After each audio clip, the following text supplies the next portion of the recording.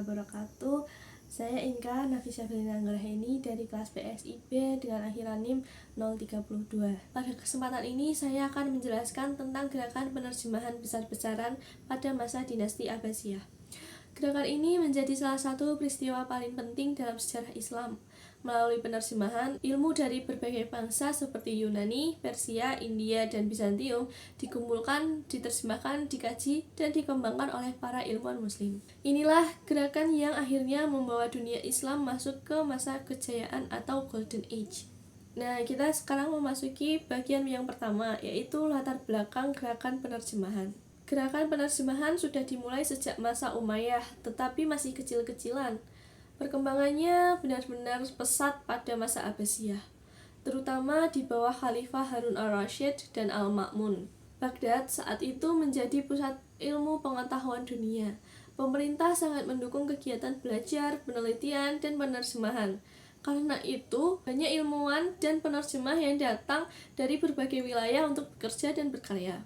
Tujuannya sangat sederhana tetapi sangat besar. Mengambil ilmu dari berbagai peradaban kemudian mengembangkannya dalam konteks Islam.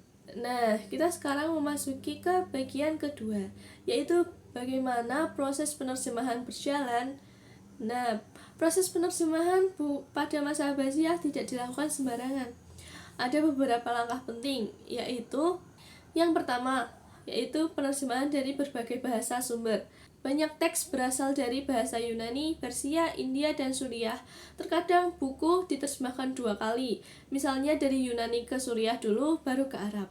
Yang kedua, penerjemah ahli yang teliti.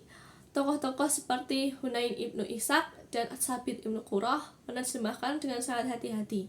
Mereka membandingkan banyak manuskrip agar hasil terjemahan benar-benar akurat. Yang ketiga, penyesuaian istilah ilmiah.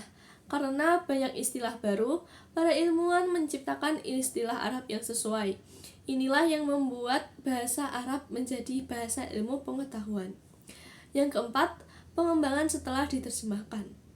Bagian yang membuat gerakan ini luar biasa adalah ilmuwan muslim tidak hanya menerjemahkan, tetapi juga mengembangkan lebih jauh.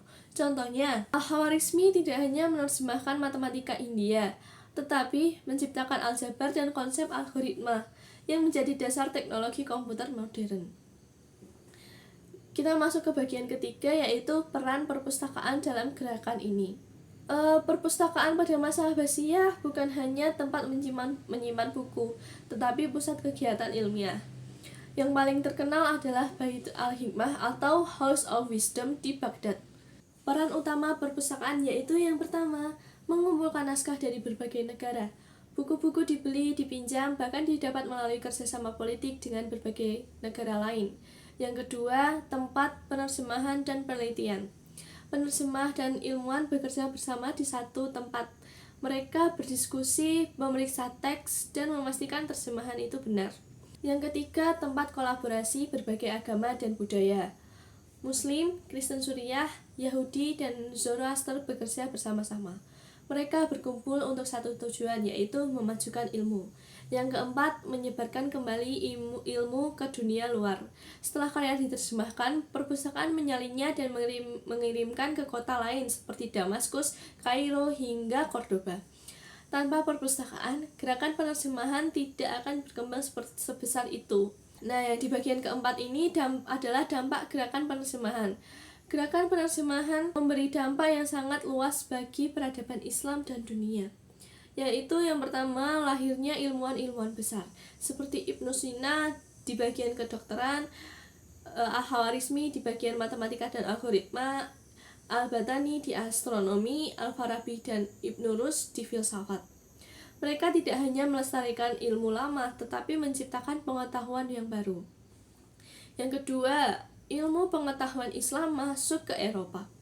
Pada abad ke-12, banyak karya ilmuwan muslim diterjemahkan ke Latin.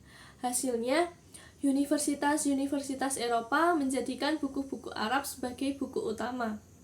Inilah salah satu faktor yang mendorong lahirnya Renaissance di Eropa.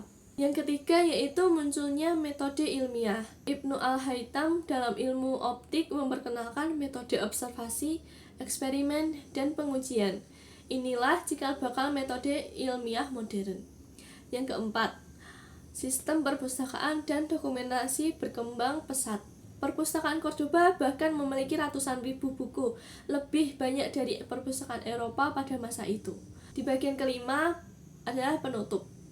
Gerakan penerjemahan pada masa Abbasiyah menunjukkan bahwa peradaban maju ketika masyarakat terbuka terhadap ilmu, tidak takut belajar dari bangsa lain, dan mampu mengembangkan apa yang dipelajari. Perpustakaan modern bisa meniru Baitul Al-Hikmah yang menjadi pusat literasi, pusat belajar, dan pusat inovasi, bukan hanya untuk tempat menyimpan buku. Akhirnya, kita sebagai generasi penerus harus meneruskan semangat tersebut dengan membaca, menerjemahkan, meneliti, dan menghasilkan karya baru bagi kemajuan umat. Terima kasih dari saya. Wassalamualaikum warahmatullahi wabarakatuh.